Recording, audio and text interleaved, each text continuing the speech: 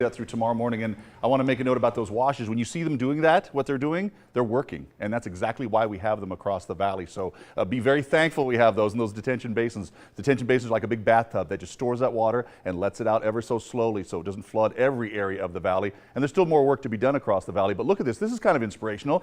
Here's your huge band. I mean, this is a nice little stream up from the southwest as far as rain is concerned. And it's been what has really brought us the bulk of our rainfall. But this might be the last of the big bulk of rainfall. Here's our weather maker coming through, but you can see a nice big break in behind all of that, and this looks like it'll scoot out toward the east a little bit better. So for the most part, we're seeing the last of the heaviest stuff roll through the valley, and it might even miss at this point maybe commute time. I mean, it just might, but there's going to be plenty of water on the ground nevertheless. But you can kind of see some of those heavier spots start to scoot out of the area, and we're really happy to see that closer in. I think when we back away, you can see some of that.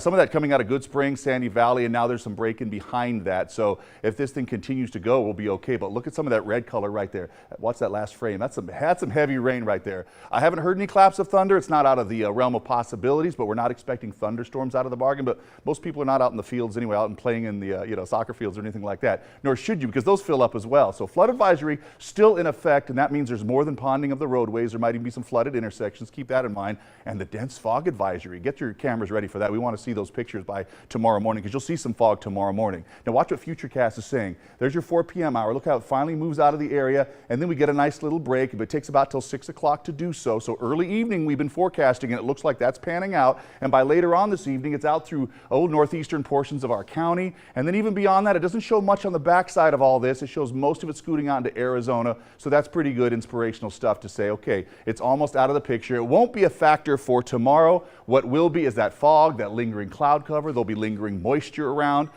Could see still later tonight a few spotty showers here and there, but other than that, some of the heavy stuff has already moved out of the valley. And look at those temperatures thereafter. Because this wasn't an extremely cold system, snow levels fairly high, and temperatures will recover fairly quickly, and that means 60s ongoing throughout the rest of the next 7 days. Back to you guys. All right, thanks, Brian.